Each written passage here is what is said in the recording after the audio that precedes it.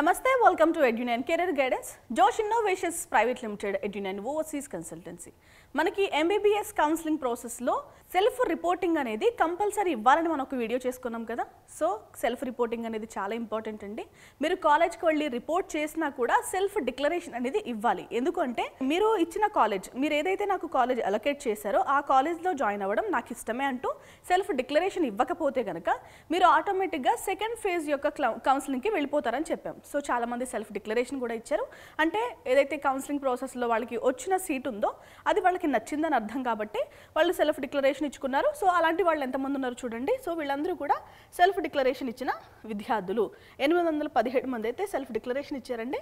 అసలు ఇందులో ఏముంటాయి? Registration ID, NEET roll number, NEET rank, NEET score, name of the candidate, gender, category, local area, allotted seat.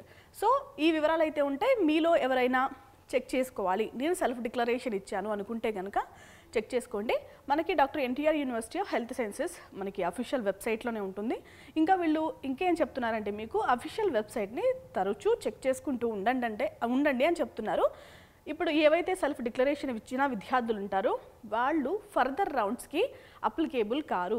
ఓకేనా? మీరు further రౌండ్లో participate చేయడానికి అనర్హులు. ఎందుకంటే మీకు నచ్చిన సీట్ కాబట్టి దీన్ని మీరు యాక్సెప్ట్ చేసుకున్నారు కాబట్టి ఇంతటితో మీ కౌన్సిలింగ్ ప్రాసెస్ అనేది ఎండ్ అయిపోయింది. ఓకేనా? సో ఈ లిస్ట్లో ఉన్న విద్యార్థులందరూ ఇక హాయిగా నిద్రపోవచ్చు. ఎందుకంటే కౌన్సిలింగ్ ప్రాసెస్ మీకు ఎండ్ అయినట్టే కాబట్టి ఇక మీరు సిలబస్ కానీ లేదంటే క్లాసెస్ కానీ కాలేజ్ ఎలా ఉంది ఇటువంటి వివరాలపైన మీరు ఫోకస్ చేస్తే బెస్ట్. ఓకే, ఇది వాళ్ళ వీడియో. Thanks for watching.